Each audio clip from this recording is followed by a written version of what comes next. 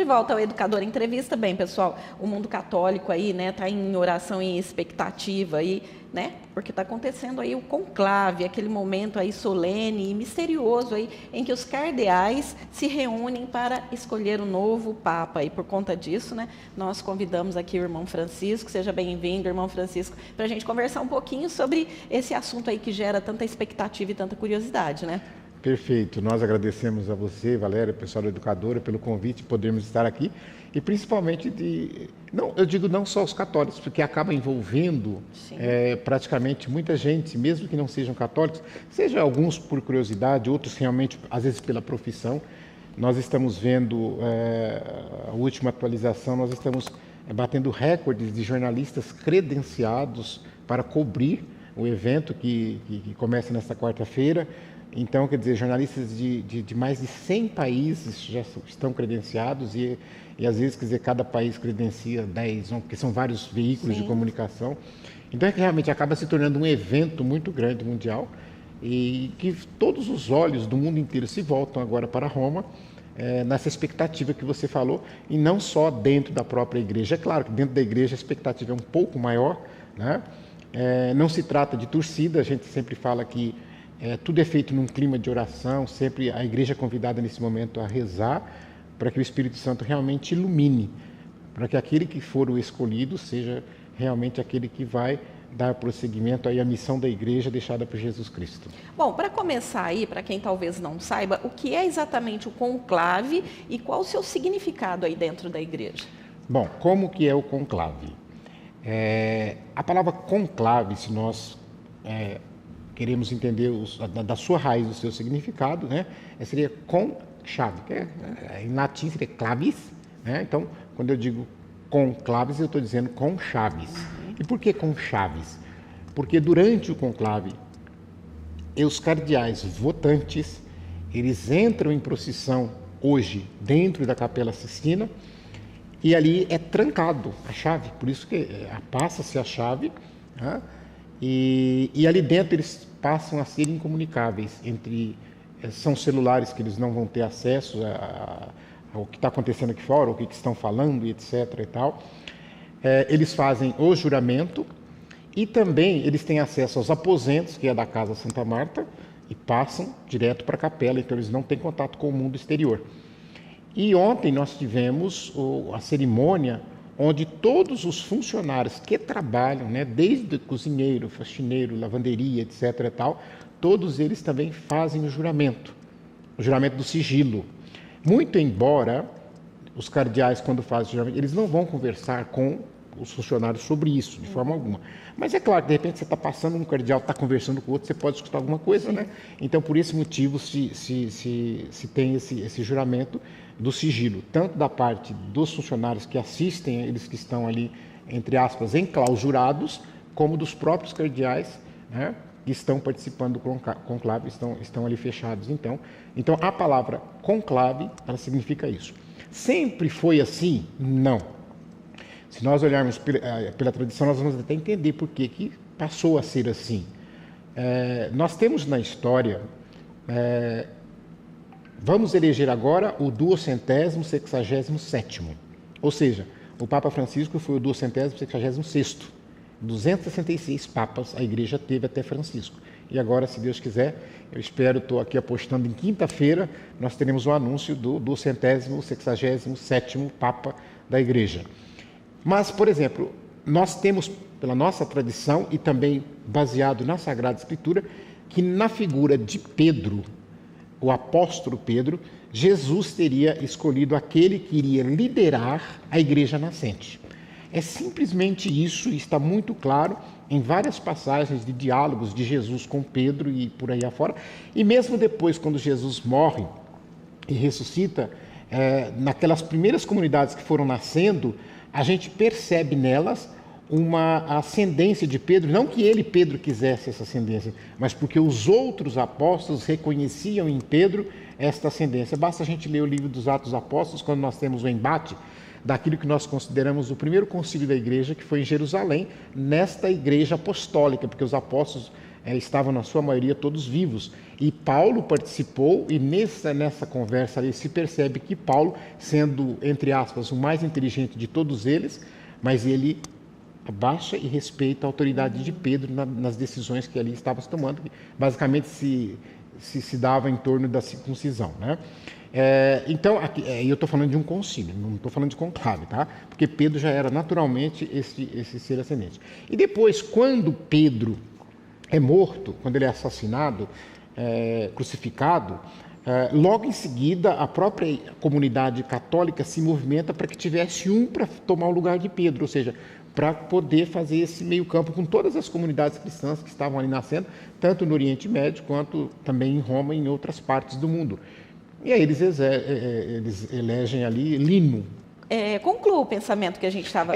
O que eu estava dizendo, então, que se eu pegar a linha sucessória do início, então eu tenho Pedro, Lino, depois Cleto, Clemente, Sisto, Teleso, então vai vindo. Uhum. Só que aqui eu preciso entender que no início, na igreja primitiva, eles eram perseguidos, a igreja era perseguida nos primeiros séculos. Então, os 50 primeiros papas foram mártires, foram assassinados. Ninguém morreu de morte natural. Então, quando alguém falava assim, você vai ser o Papa, a pessoa ia pensar, eu vou ser martirizado, eu vou morrer, porque eles vão me matar. Então, tinha Papa que ficava 1 ano, 2 anos, 6 meses, né? Eles eram assassinados. Então, foi aquela caça à igreja do Império Romano, que nós sabemos, isso vai até o século II para o terceiro século. E depois nós tivemos uma confusão que o pessoal faz muito, que Constantino tornou a igreja católica oficial. Isso é mentira, tem que entender a história. O que Constantino fez foi liberar o culto. Então, ou seja, ele não perseguiu mais a igreja católica, então ele disse que iria se tornar cristão, etc. e tal, mas então a liberdade religiosa foi... Teodósio, no ano 381, é quem vai tornar a igreja católica a igreja oficial do Estado. E aí, infelizmente, começa aqueles conchavos que não foram muito bons para a igreja, porque aí começou a haver, por parte do poder político, os reis, rainhas, imperadores da Europa e tudo mais, querer influenciar a igreja na escolha dos cardeais, na escolha dos papas e etc. e tal.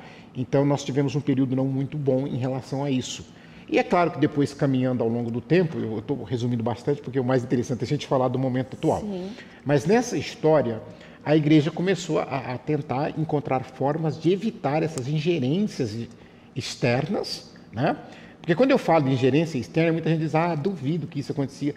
Sim, acontecia porque a igreja tinha não só um poder de influência muito grande, como tem até hoje, mas o poder econômico, a igreja tinha muitos territórios, a igreja era uma potência nesse sentido. Então havia muito interesse nessas questões todas, a questão dos mosteiros, dos abades e por aí afora. Então, só para você ver como é que não vai longe, nós vimos agora recentemente, primeiro, quando um Papa morre, reunir mais de 100 chefes de Estado. Por quê? Né? Justamente. E nós vimos agora a denúncia, não se sabe se realmente é verdade ou não, já houve uma negativa oficial por parte da França, do chanceler da França, mas que o Macron estaria tentando influenciar a eleição para fazer um cardeal francês Papa. Isso está nos jornais, eu não estou falando aqui, porque não adianta eu querer, eu não vou falar, mas os jornais, aí, os sites, falando, né? Todos eles estão falando, e aí o Macron teve que emitir uma nota desmentindo, dizendo que não é verdade, que não está tentando interferir em nada. Então é só para você ver a importância. E tem um cardeal francês lá que... O Aveline, o cardeal de Marseille, é um dos favoritíssimos, né? Porque ele é muito afinado com a linha do Papa Francisco, né? E Francisco, ele teve uma carreira um pouco meteórica, também muito por conta do Papa Francisco, né? Porque eles eram muito amigos. Nós temos também aí não teve nada de comentar, nada, eu estou falando que são bastidores do presidente Donald Trump, né? De querer que fosse um americano, né, tal. E aí o pessoal já brincou agora, falou assim, que dificilmente se elegerá um americano justamente por causa disso, né? Exatamente. Porque é aquilo que a gente fala, eles fazem briga de poder. Mas nós aqui na igreja não é na briga do poder. A gente quer a da liderança espiritual. Tanto é que eles estão esses dias todos celebrando missas, em orações e etc. e tal. E digo mais, eles vão fazer as votações, a primeira já é nesta quarta-feira, E depois temos 4 votações no segundo dia. Se não chegarem a um consenso de se eleger um Papa, eles param, vai fazer um dia de retiro, vão rezar, para depois retomar novamente. Então, quer dizer, é uma coisa bastante séria, né? E aí, vou só para retomar e concluir o primeiro raciocínio. Então, a igreja foi para se defender, tentando buscar formas de fazer com que não fosse eleito um Papa que fosse primo do rei, filho do imperador e etc., coisas desse gênero. Então, até que se decidiu, primeiro, que só teria direito, que seria eleição, que só teria direito a voto os cardeais, e mesmo assim as influências continuavam. Então decidiram, vai ser fechado. Então a partir daí passou a se usar a terminologia conclave, e isso já vem de longa tradição, de séculos e séculos que se faz isso, e é desta forma. E então a gente tem esse sigilo também. Ô, irmão Francisco, e a escolha de um novo Papa aí, de que forma ela afeta os fiéis no mundo todo, principalmente aqui na nossa região? Como é que o senhor vê isso? Afeta sim, porque por mais que você vai dizer assim, ninguém vai ser como Francisco. Desista, não existe um Papa como outro, cada pessoa é uma pessoa. Mas tem aquela linha de pensamento, aquela linha de pastoral. Então é isso que eu falo que influencia. Nós que vivemos na igreja, nós percebemos essa diferença, por exemplo, na mudança do papado de São João Paulo II para o papado de Bento. Foi uma coisa um pouco mais diferente, porque eles eram bem diferentes. E aí depois, de Bento para Francisco, foi como que uma revolução.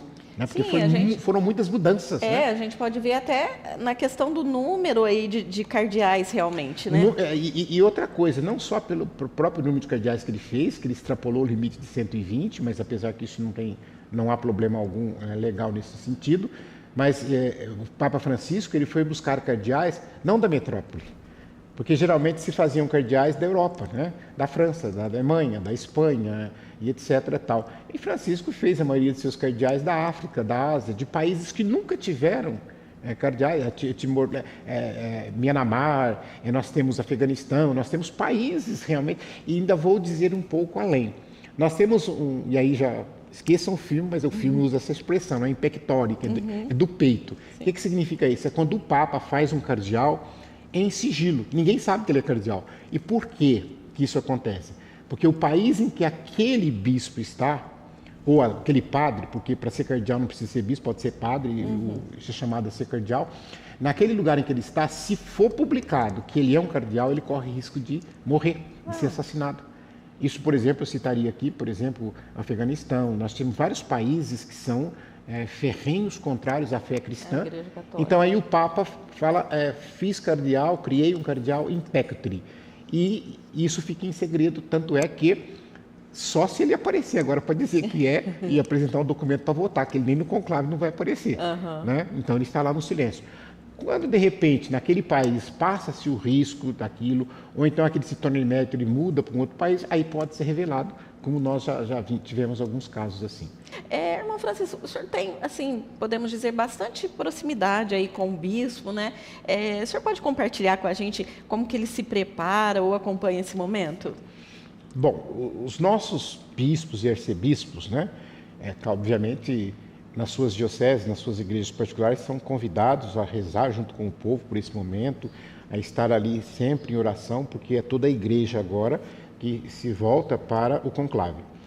Já em relação aos cardeais, é bom a gente esclarecer, nós temos hoje 252 cardeais. Desses 252, apenas 135 têm direito a voto. Qual que é o critério para determinar se tem ou não tem direito a voto? 80 anos de idade. Então, ou seja, quem tem até 80 anos pode entrar e votar. Quem tem acima de 80 anos não pode votar. Mas pode ser votado. Pode ser votado e participou das congregações que foram realizadas não só no novendiário, que são aqueles 9 dias após a morte do Papa, como tivemos as congregações, que a última foi no dia de ontem. Então eles falam, eles discursam, cada um tem lá um tempo de 15 minutos para falar sobre como deve ser o perfil do próximo Papa, como é que a igreja tem, o que a igreja está necessitando. Então, todos eles, independente de ter mais ou menos de 80 anos, podem falar. Agora, hoje, por exemplo, eles já estão indo para os aposentos da Casa Santa Marta. Aí só vão aqueles que vão votar, ou seja, abaixo dos 80 anos. Mas todos que estão ali têm essa expectativa, qualquer um deles pode ser votado. Agora, o que a gente olha ao longo da história, existem dois senões que atrapalham, às vezes, falar que vai votar. Primeiro, a idade muito alta. Ou seja, eu estava vendo uma história belíssima lá do que o pessoal chama de Leão de Hong Kong, né? Porque ele está com 94 anos, se não me falha a memória, né? E ele não precisaria nem vir, está muito debilitado, mas ele veio com a bengalinha dele e com aquela dificuldade de andar. Ele não vai votar, Sim. Mas eu quero falar, eu estou aqui, eu quero participar, eu sou igreja. Então, poderia ele também ser votado, ser eleito Papa, mas dificilmente o colégio vai votar em alguém com uma idade muito avançada, porque saberia, primeiro, a dificuldade de exercer o ministério de Papa, no sentido de viagens, de agendas e tudo que é muito complicado, e também, às vezes, pelo próprio tempo que ainda resta de vida, porque senão daqui 1 ano, 2 anos tem que ter outro conclave e tudo mais. Então, é por esse motivo que, geralmente, quem tem uma idade um pouco avançada, fica mais difícil. O oposto também é verdadeiro. Quem tem pouca idade, por exemplo, o cardeal mais novo que vai participar do conclave, ele tem 46 anos, né? Então, quer dizer, a pessoa fala, se eu votar e eleger um Papa com 46 anos, se ele viver até o que o Francisco viveu, ele vai ficar 48 anos como Papa. Pensa. Aí, nós tivemos o João Paulo, II, que foi o terceiro maior pontificado da história da Igreja, né? Com quase 30 anos. Então, quer dizer, foi muito tempo, né? Então, também, geralmente, dificilmente eles votam. Então, geralmente, eles costumam votar aqueles que estão ali com 74, 75, até 79, por aí. Geralmente, é esta faixa. Não significa nada o que eu estou falando. Podem eleger um de 50, pode eleger um de 80 e tantos, não tem problema não. Agora, falando, já que você tocou na idade, em relação aos brasileiros, né? Eu acho muito interessante nós olharmos. Então, ou seja, nós temos hoje 8 cardeais brasileiros e todos eles poderiam ser eleito Papa, qualquer um deles poderia ser, mas somente 7 vão votar. Por quê? Dom Raimundo Damasceno, que foi cardeal de Aparecida, ele está com 88 anos. Só que você não fala que ele tem 88, né? Ele está elétrico, andando, pulando para lá e para cá, viajando, dando palestra, mas tem 88 anos de idade. Então ele está lá, participou das congregações gerais, poderá ser votado, mas eu disse que é um pouco difícil por conta da idade, mas então ele não vai votar.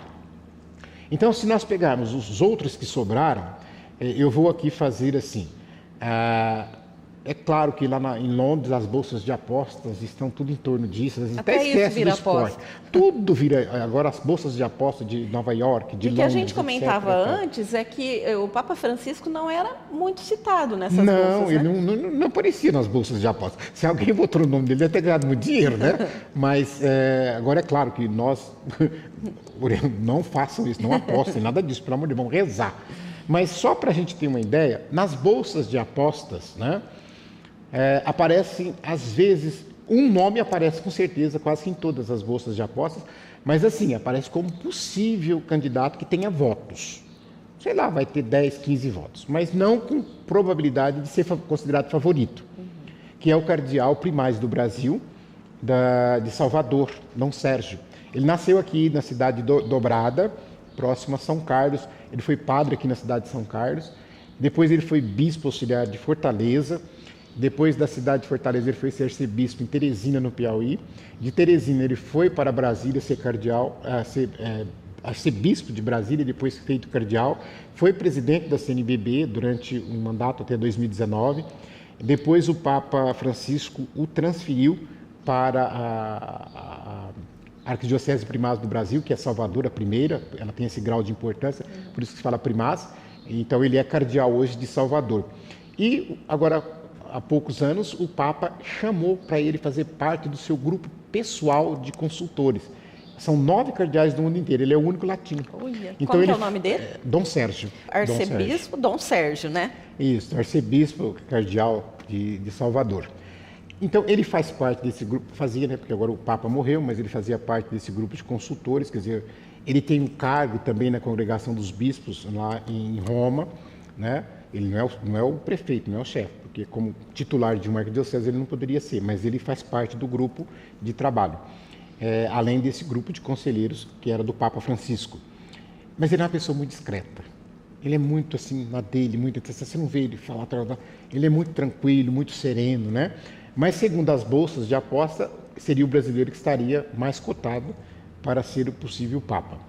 Aí depois dele nós temos um outro também muito conhecido, que é Dom Leonardo, que é cardeal de Manaus. É um franciscano que foi muitas vezes secretário da CNBB, roda muito aí, ele é de origem alemã, todo mundo conhece, então ele é muito conhecido também. Ele também aparece, não como Dom Sérgio em todas, mas ele aparece em algumas listas de papáveis. Dom Leonardo, que é arcebispo, cardeal arcebispo de Manaus, né? Ele teve uns probleminhas de saúde, que às vezes isso também pode ser levado em consideração, que ele fez cirurgias do coração, etc.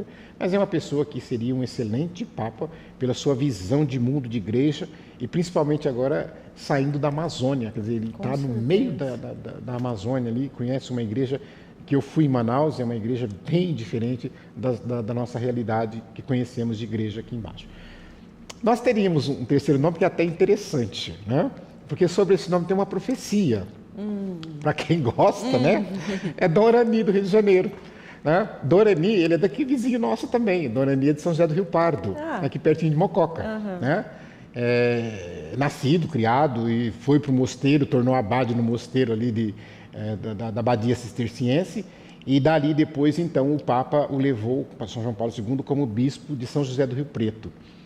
E tem uma beata, né, ali quando ele ainda era jovenzinho, né, mas crescendo na carreira religiosa, já estudando e tal, e ela teria dito, você vai ser bispo. Né? E ele falou, nossa, eu falei, vai ser papa também. Né? Olha. E essa mulher morreu, então, e ela tem o seu processo aberto, né? Então o pessoal chama ela a Beata Lourdinha, ela profetizou que Dom Arani seria Papa, né? E qual que é a idade dele? 74 anos. Ele tem tá todas dentro, as características. Né? É um bispo conciliador, é uma pessoa aberta, é uma pessoa que quem conhece Dom Arani sabe como ele é, o jeito simples dele, eu conheço muito, já tive muitos encontros junto com ele, né? Então, quer dizer, ele não está em bolsas de aposta como os demais, etc. Como Francisco não estava, mas enfim, tem a profecia aí para quem crê, para quem não crê, né? Mas o nome dele aparece também. Depois nós temos o cardeal Dom João Braz Avis, que esse foi arcebispo de Brasília, mas hoje ele já é emérito, ele trabalhou muito na congregação dos consagrados e consagradas em Roma, se tornou emérito, não aparece em nenhuma lista, eu acredito que tenho poucas chances, né? Dom João Braz, né? Considerando isso daí que a gente acompanha pela nossa imprensa. Dom Odilo Scherer, que é cardeal arcebispo de São Paulo, sempre é um candidato potencial pela própria tamanho da igreja de São Paulo, por aquilo que ele representa, é uma pessoa muito conhecida. E se vocês lembram, no conclave anterior, o nome dele era muito citado como um possível substituto de Bento XVI, né? E, segundo consta, né, ninguém sabe se isso é verdade, porque lá dentro é tudo sigiloso, ele teria tido votos nesse conclave, né? Aí muitos dizem que o tempo dele passou, mas ele ainda está com 70, já fez os 75, pediu a renúncia, mas o Papa Francisco pediu para ele aguardar mais um pouco, né? Mas também é outro nome de brasileiro que aparece aí. Aí resta depois Dom Leonardo Steiner, que foi feito cardeal agora em dezembro passado, então eu acredito que é muito pouco tempo de cardinalato, recente, né? Muito recente. Talvez seja pouco, e pode ser um excelente arcebispo, cardeal, mas talvez não seja tão conhecido desse meio, né? Mas está lá, é possível que seja, mas eu não acredito que, em uma opinião pessoal minha, né? Mas ele está lá. Aí tem um que esse é amigo nosso, né? Que é o cardeal arcebispo de Brasília, né? Eu gostaria muito que ele fosse eleito Papa, porque esse é um homem que ele foi bispo aqui na cidade de São Carlos, né? E nós temos as nossas casas em São Carlos. Nossa, então, já pensou? Então, ele era aquele bispo que ele ia nas nossas casas. Que legal. Ele sentava, eu tenho fotografia dele sentado na cama com os doentes, rezando. Ele almoçava com a gente. Ele fez teve uma Semana Santa que ele tomou uma atitude que eu falei, gente, eu nunca tinha visto isso. Porque se celebra na Catedral o Lava-Pés. Ele foi na nossa casa celebrar o Lava-Pés dos moradores de rua, junto conosco ali, brincou, conversou com todo mundo, tinha uma amizade assim fantástica com todos eles. Então, eu tenho ele no Zap, ele me tem no Zap, de vez em quando a gente troca figurinha. Então, quer dizer, uma pessoa que é meu amigo. Dom Paulo César Costa. Paulo César. É Dom Paulo César. Só que ele tem um porém. Ele tem 56 anos. É jovem. Então é bem jovem. Quer dizer, se você imaginar que vamos ter um conclave daqui 12 anos, ele vai estar com 67, 68 anos, então ainda seria papável, né? Com certeza. Mas é uma pessoa muito boa, muito inteligente, né? Professor da PUC do Rio de Janeiro, muito tempo na vida acadêmica, organizou a Jornada Mundial do Rio de Janeiro e tal. Então, dentre os brasileiros, a gente tem essa... Eu só vou olhar aqui se eu não esqueci nenhum, né? Porque senão depois vão me puxar a orelha, né? Mas eu acho que não esqueci nenhum, não. Acho que falei todos, né? Sim, falei todos, né? A gente ainda tem que falar do de Sertãozinho, que não é... O de Sertãozinho, é um ponto importante. Ele não é cardeal, né? Ele não vai ser, obviamente, eleito papa, né? Agora, né? Quem sabe lá para frente, não sei, então... né? Mas do Wilson Montanari, né? Um pessoal aqui da região que conhece Sertãozinho, sabe que é um padre do clero de Ribeirão Preto, né? Foi formado aqui na cidade de Brodowski, depois assumiu paróquias na cidade de Sertãozinho, paróquia São João Batista. Então ele teve um trânsito muito grande ali na construção de igrejas, de comunidades, de amizade com o próprio povo da cidade e tal. E depois ele foi convidado e foi trabalhar na congregação dos bispos em Roma. Trabalhou muitos e muitos anos como padre. E quando Francisco assume, talvez o grau de proximidade, de gratidão, então o Papa Francisco o nomeia arcebispo diretamente. Ele nem não foi bispo, ele já foi nomeado arcebispo, né? Já como do arcebispado. E foi nomeado secretário da congregação. Na época, hoje a gente fala de castério, mas na época a gente falava congregação, né? E depois o último ato de Francisco em relação à pessoa de Dom Wilson foi nomeado vice-carmelengo, que é um cargo muito importante, porque participou de todas as tratativas de preparação dos funerais, e também agora ele participa depois ao final do conclave, de todos os preparativos ali da participação das atas, né? Todo ele que vai conferir. E diz a tradição, a gente não sabe se isso pode ou não acontecer, né? Da transmissão do chapéu, que poderia... Porque quando o Papa é eleito e ele diz sim e aceita, ele vai tirar o chapéu vermelho de cardeal para colocar o branco do Papa, o solidéu branco, etc. e tal. E dizem que a tradição poderia ser colocado esse chapéu na cabeça aí, dele. automaticamente. Seria assim, quer dizer, não é que isso tem que acontecer, o que vai acontecer, mas é o que as pessoas dizem, né?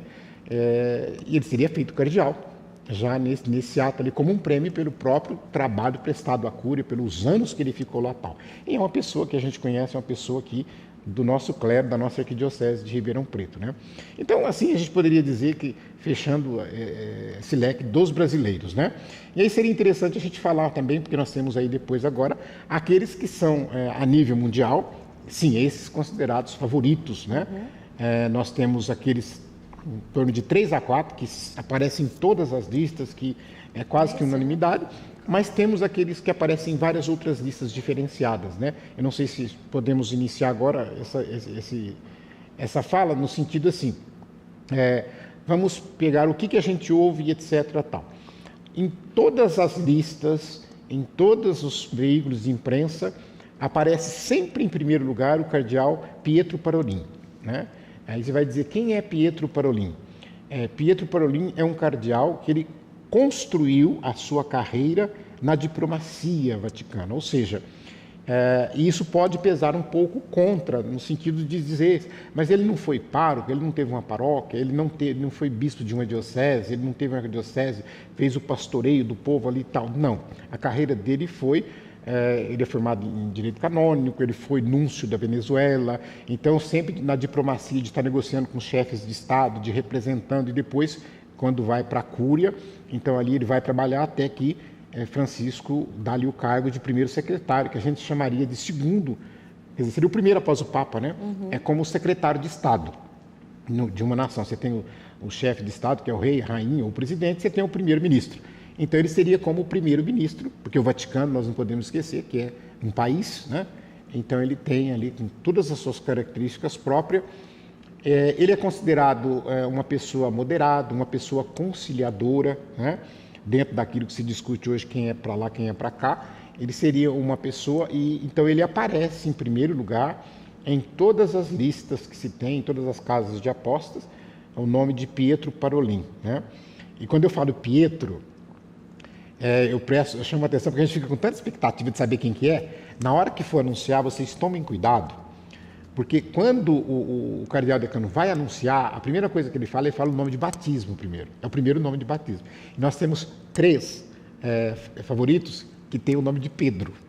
Então, quando falar Cardinale Pietro, não pense que é Parolin. Pode ser Parolin, mas pode ser dos outros favoritos também, que aí depois vai falar o nome que ele escolheu, porque isso é uma coisa bonita também, Valéria, porque na tradição da igreja, o Papa não é obrigado a mudar o nome, falar, né, por exemplo, o Jorge Mário, né? Ele podia falar Papa Jorge, mas geralmente na tradição todos eles mudam de nome, baseado principalmente porque Jesus chama Simão, o nome dele é Simão, também de Pedro. Então houve uma mudança de nome. Então, mas nós tivemos na história Papa que não mudaram de nome, ficou com o nome de batismo. Mas naquele momento do anúncio se fala primeiro o nome de batismo e aí depois o nome que a pessoa escolheu. Porque o nome, prestem bem atenção, o nome ele tem um significado muito forte, pesado, porque quando se anuncia o nome do Papa, você fala, opa, por que escolheu esse nome? Tanto é que muita gente diz assim, que é muito difícil que alguém escolha Francisco II, porque seria uma carga de responsabilidade muito grande. Sim. Porque realmente ser outro Francisco não é fácil. Assim como também João Paulo III, as pessoas falam que teria que ter muita coragem para escolher o João Paulo III, porque realmente o pontificado e tudo que significa São João Paulo para a igreja, né? Então às vezes as pessoas, pode ser que não. Mas, então eu só estou dizendo isso porque fiz referência ao nome de Pietro Parolin, que é candidatíssimo, em primeiro lugar, disparado em todas as pesquisas e etc., em mais e consultas. Mas existe um ditado que diz, quem entra papa sai cardeal. É um ditado muito interessante. Eu costumo dizer assim, eu conheço na história recente da igreja apenas 2 que entraram papa e saíram papas. Um foi Paulo VI, porque houve uma coisa muito interessante, porque eles prepararam Paulo VI para ser Papa, porque quem era Papa era Pio XII, Pio XII era um tipo assim de João Paulo II, tamanha força que ele tinha de expressão, de nome, de tudo mais, inteligência, dizem que é um dos papas mais inteligentes da história da igreja. E eles pensaram, quem vai substituir esse homem? Nós temos que preparar alguém. E o preparado seria o Paulo VI. Só que ele era muito novo. Se botar o nome dele, não vai queimar. Ele não vai ser eleito. Então, vamos eleger um Papa de transição, ou seja, alguém que já está mais de idade, que não vai ficar muito tempo. E elegeram João XXIII. Só que eles nunca pensaram que João XXIII fosse convocar um concílio. E ele fez. E aí, quer dizer, ele morreu poucos anos depois, acho que 5 anos depois. E aí sim, então, entrou Paulo VI como favorito. E ele foi eleito Paulo VI. E a outra eleição, essa já bem recente para nós, que também entrou Papa, eu acho que entrou Papa e saiu Papa, foi Bento XVI. Porque todo mundo falava que ele era o escudo de João Paulo II, ele já estava ali há muitos anos, por detrás, trabalhando, ajudando. Embora ele fosse de um perfil diferente de João Paulo II, você nunca viu aquele homem falar um A de João Paulo II. Ele foi muito fiel, ele foi muito assim, dedicado e tudo mais, e muito sincero. O pessoal dizia que é próprio o jeito do alemão ser. Sim. Né? O alemão é daquele jeito, né?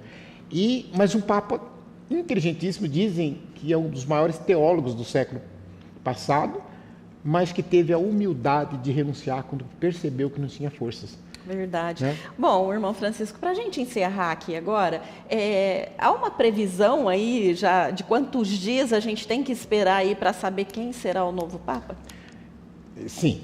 Eu só vou roubar um segundinho seu para dizer. Eu não vou falar do histórico deles, mas eu falei do Pietro Parolin, seria injusto eu não falar do asiático Tagle, que está aí bombando na juventude, nas redes, no TikTok, porque ele canta, Imagine, ele dança, ele é uma pessoa assim, muito comunicativa e tal, e é um candidatíssimo, e é linha de Francisco, tanto é que o apelido dele é Francisco Asiático.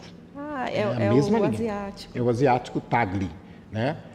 Nós temos o Erdő, Peter, é outro Pedro, Peter Erdő, que é da Hungria. Né? Também, o homem fala 7 línguas, o homem tem 250 artigos científicos, como é professor catedrático na Califórnia, uma sumidade, escreveu mais de não sei quantos livros, quer dizer, e tem um trânsito assim na Europa inteira, também é favoritíssimo, né? E é de uma linha mais moderada. Então talvez esse consenso pode valer. Porque a gente precisa entender, Deixa eu só falar os outros aqui Sim. rapidamente. Nós temos o Avellini, que eu falei da França, também candidatíssimo. Nós temos o Zuppi, que também é da Itália, de Bolonha, também, que é um candidato aí. Nós temos da África o Peter, aí outro Pedro. Peter, 3 Pedros que eu falei, né? O Turkson, né? Nós temos o de Congo também. Então, são candidatos que podem surpreender, tá? O Mário Greco, o Tolentino, eu falei, nós temos Tolentino aqui teremos na educadora, poderemos ter um Papa Tolentino, né? Ele é português, né? Talvez até parente, né? Aí, ó, vai saber. Saber, Vamos né? procurar árvore Já que tem um Bergoglio genealógica, aqui em Batatais, Quem um sabe parente de Francisco, poderemos ter um parente aqui na educadora do próximo Papa. Ele é muito inteligente também, é o chefe da biblioteca. Mas só para a gente poder encerrar por conta do tempo, então, na quarta-feira, que é o primeiro dia, eles vão entrar cantando a ladainha, todos nós vamos ver essas cenas e tudo, até quando fecha a porta, tranca e a gente não vê mais nada. E nesse dia eles vão fazer uma votação. Dificilmente nessa votação vai se eleger, porque essa votação geralmente é para testar. Eles vão votando para testar. E muitas das votações são para homenagear algum que sabe que não tem chance, mas que fez um grande governo em alguma igreja, que fez uma grande ação, etc. Tal. Eu esqueci de um, Pizzaballa, patriarca de Jerusalém. Ele é muito novo, ele tem 60 anos, se não me engano, mas ele é queridíssimo na região e em toda a igreja. Ele também é candidato. Se vocês ouvirem falar de Pizzaballa, né, não se surpreendam, né? Ele foi aquele arcebispo que teve a coragem de se oferecer como refém em troca das crianças palestinas, que é um gesto belíssimo dele, né? Mas vamos lá. Aí nessa primeira votação, que geralmente não sai, mas já sai aquele que vai ter 30 votos, que vai ter 25 votos, que já chama atenção. Porque vai precisar de 89 votos, que são 2/3. Então dificilmente alguém é eleito na primeira. Mas aí, então vamos homenagear, eu vou votar nesse, porque... Aí depois ele já vai ver quem foram os 2 primeiros mais votados. Então geralmente na segunda votação, aí um vai, o outro desce, e assim vai, e geralmente também não se faz, que aí já estaremos falando de quinta-feira. Quinta-feira teriam 4 votações. Então, 2 de manhã, 2 à tarde. Então, a primeira de manhã, aí já começa... Se depois for tendo votações e ninguém consegue esse 89, tem um entrave. Tem 2 ali que estão mantendo. Então, aí começa a trabalhar entre uma os dois. terceira via. Não, às vezes uma terceira via. Porque, por exemplo, quando você fala, pode ser que eu tenha um grupo aqui, que eu tenha 40 votos. Então, eu não consigo eleger ninguém. Mas eu consigo impedir que alguém seja eleito. Então vão ter que negociar comigo. São as políticas. Ó, então nós vamos votar no fulano, que é um de consenso dos 2 grupos. Isso pode acontecer. É claro que isso muito debaixo de toda a oração possível e tal, se conversa, etc. Ninguém vai fazer campanha lá dentro, nada disso. Mas nas tratativas, eles vão escrever o nome no papelzinho, isso é segredo, ninguém vai, e depois se coloca na urna. Quando vai fazer a conferência, então sentam 3 cardeais, que são eleitos ali na hora, 3 cardeais. Um vai simplesmente olhar e ler o nome, não vai falar nada. Passa para o segundo olha, vê o nome, também não fala nada. Aí o terceiro vai pronunciar em voz alta o nome. E aí vai começar a contagem. A hora que conseguir os 89, por exemplo, se realmente comparecer o número que estão dizendo, pode ser que alguém desista, aí o decano que teria que perguntar para ele se ele aceita. Só que o decano tem mais de 80 anos, então ele não pode participar. Por incrível que pareça, quem é o vice que vai assumir? O Pietro Parolin. Se ele for eleito, não tem como ele perguntar para ele. Vai ter que chamar o outro cardeal, que seria o terceiro nessa linha, para poder perguntar para ele se ele aceita. Se ele disser que sim, qual o nome que você escolhe? Se ele disser que não, vamos votar de novo.